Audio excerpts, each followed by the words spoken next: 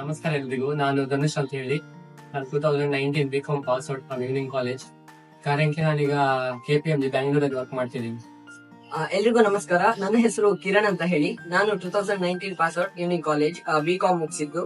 So ಈಗ presently ನಾನು IDFC first bank ಅಲ್ಲಿ ಡೆಪ್ಯೂಟಿ ಮ್ಯಾನೇಜರ್ ಆಗಿ ವರ್ಕ್ ಮಾಡ್ತಾ ಇದ್ದೀನಿ. ನಮಸ್ಕಾರ ಎಲ್ರಿಗೂ. ಶ್ರೀರಾಮ್ ಅಂತ ಹೇಳಿ. 2020 BCom passed out, 2022 MCom passed out.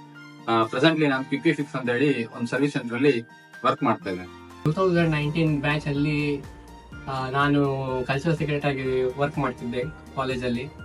ನಮ್ಗೆ ಏನಂದ್ರೆ ನಮ್ಮ ಸೀನಿಯರ್ಸ್ ಅವರು ಫುಲ್ ಮೋಟಿವೇಟ್ ಮಾಡ್ತಿದ್ರು. ಆಕ್ಚುಲಿ ನಮ್ಮ ಈವ್ನಿಂಗ್ ಕಾಲೇಜಿದು ಸಿಚುವೇಶನ್ ಹೇಗಿತ್ತು ಅಂತ ಹೇಳಿದ್ರೆ, ಕಲ್ಚರಲ್ ಇದು 2 years ಬ್ಯಾಕ್ ಹೋದಾಗ ಒಂದೇ ಒಂದು ಪ್ರೈಸ್ ಬರ್ತಿರ್ಲಿಲ್ಲ. ಎಲ್ಲ ಕಾಲೇಜ್ ಅವರು ನಮ್ಮನ್ನು ಒಂದೇ ಐಡೆಂಟಿಫೈ ಮಾಡ್ತಿರ್ಲಿಲ್ಲ ಈವ್ನಿಂಗ್ ಕಾಲೇಜ್ ಅಂತ ಹೇಳಿ. ನಮ್ಮ ಸೀನಿಯರ್ಸ್ ಯಾವಾಗ ನಮಗೆ ಸಪೋರ್ಟ್ ಮಾಡ್ಲಿಕ್ಕೆಲ್ಲ ಸ್ಟಾರ್ಟ್ ಮಾಡಿದ್ದು, ಅವರಿಂದ ಒಂದು ಐಡೆಂಟಿಟಿ ಸಿಕ್ಕಿದೆ ನಮ್ಮ ಈವ್ನಿಂಗ್ ಕಾಲೇಜಿಗೆ. ಯಾಕೆ ನಾವು ಎಲ್ಲ ಕಡೆ ಹೋದ ಕಡೆ ಎಲ್ಲ ನಾವು ವಿನ್ ಆಗಿ ಬರ್ತಿದ್ವಿ, ಮತ್ತೆ ಓವರ್ ಆಲ್ ಚಾಂಪಿಯನ್ಶಿಪ್ಸ್ ನಮ್ಗೆ ಸಿಗ್ತಾ ಇತ್ತು. ಇದೆಲ್ಲ ಹೇಗಾಗ್ತದೆ ಅಂತೇಳಿ ನಮ್ಮ ಸೀನಿಯರ್ಸ್ ನಮಗೆ ಟ್ರೈನ್ ಮಾಡ್ತಿದ್ರು, ಮೋಟಿವೇಟ್ ಮಾಡ್ತಿದ್ರು. ಮತ್ತೆ ಅವರ ವರ್ಕ್ ಶೆಡ್ಯೂಲ್ ಆದ್ಮೇಲೆ ಬಂದು ನಮಗೆ ಟ್ರೈನ್ ಮಾಡ್ತಿದ್ರು ಹೇಗೆ ಕಾಂಪಿಟೇಷನ್ ಅಲ್ಲಿ ವಿನ್ ಆಗ್ಬೇಕಂತ ಹೇಳಿ. ಸೊ ನಾವು ಅದನ್ನೇ ಕಂಟಿನ್ಯೂ ಮಾಡ್ತಾ ಬಂದ್ವಿ. ನಾವು ಹೋದ ಮೇಲೆ ಸಹ ನಮ್ಮ ಜೂನಿಯರ್ಸಿಗೆ ನಾವು ನಮ್ಮ ಬಿಸಿ ಶೆಡ್ಯೂಲ್ ಅಲ್ಲಿ ಇದ್ರೂ ಸಹ ನಮ್ಮ ವರ್ಕ್ ಎಲ್ಲ ಮುಗಿಸಿ ಬಂದು ಅವ್ರಿಗೆ ನಾವು ಟ್ರೈನ್ ಮಾಡ್ತಿದ್ವಿ, ಮೋಟಿವೇಟ್ ಮಾಡ್ತಿದ್ವಿ. ಅಂದ್ರೆ ನಮ್ಮ ಈಗ ಏನು ಇಲ್ಲದ ನಮ್ಮ ಕಾಲೇಜ್ ಈಗ ಒಂದು ಲೆವೆಲ್ ತನಕ ಹೋಗಿದೆ ಕಲ್ಚರಲ್ ಅಲ್ಲಿ.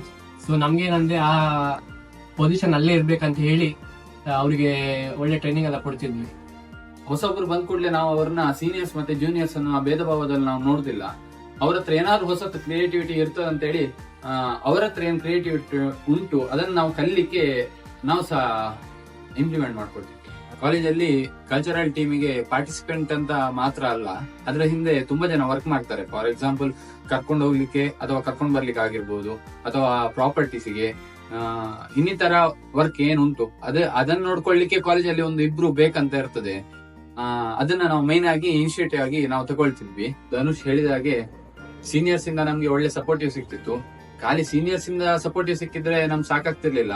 ಕಾಲೇಜಿನ ಲೆಕ್ಚರರ್ಸ್ ಹಾಗೂ ಪ್ರಿನ್ಸಿಪಾಲ್ ಹಾಗೂ ಇಲ್ಲಿ ವರ್ಕ್ ಮಾಡ್ತಿರುವಂತ ನಮ್ಗೆ ಎಲ್ರಿಗೂ ಕೂಡ ಒಳ್ಳೆ ಸಪೋರ್ಟ್ ಮಾಡ್ತಿದ್ರು ಕಲ್ಚರಲ್ಗೆ. ಧನುಷ್ ಅವರು ಹೇಳಿದ್ರು, ಶ್ರೀರಾಮ್ ಅವರು ಹೇಳಿದ್ರು. ಸೊ ಬೇಸಿಕ್ಲಿ ಇವರಿಬ್ರು ಎಲ್ಲ ನಮ್ದು ಕಾಲೇಜ್ ಬಗ್ಗೆ ಎಲ್ಲ ವಿವರಣೆ ಕೊಟ್ರು. ಸೊ ಬೇಸಿಕ್ಲಿ ಇನ್ನು ಉಳಿದಿದ್ದೇನು ಹೇಳಿದ್ರೆ, ನಾನು ನಿಮ್ಗೆ ಎಕ್ಸಾಂಪಲ್ ತೋರಿಸಲೇಬೇಕಲ್ವಾ. ಎಕ್ಸಾಂಪಲ್ ಏನು ಅಂತ ಹೇಳಿದ್ರೆ, ಇಲ್ಲೇ ಇದ್ದಾನೆ, ಇವನು ನಮ್ದು ಜೂನಿಯರ್. ಸೊ ನಾವು ಜೂನಿಯರ್ ಅಂತ ಟ್ರೀಟ್ ಮಾಡ್ತಾ ಇರ್ಲಿಲ್ಲ. ಸೊ ನಮ್ಮಿಂದ ಏನ್ ಅವರಿಗೆ ಹೆಲ್ಪ್ ಆಗ್ತಿತ್ತು, ಅವರಿಂದ ನಮ್ಗೆ ಏನ್ ಬೇಕಿತ್ತು ಅದನ್ನು ನಾವು ತಗೊಂಡ್ವಿ, ನಾವು ಅವರಿಗೆ ಕೊಟ್ವಿ.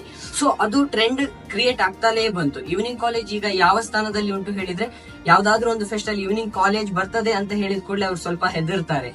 ಸೊ ಆ ಒಂದು 21 ಬ್ಯಾಚ್ ಆಗಿರ್ಲಿ, 22 ಬ್ಯಾಚ್ ಆಗಿರ್ಲಿ, 23 ಬ್ಯಾಚ್ ಈಗಲೂ ಟೀಮ್ ಸ್ಟ್ರಾಂಗ್ ಮಾಡ್ತಾ ಇದ್ದೇವೆ.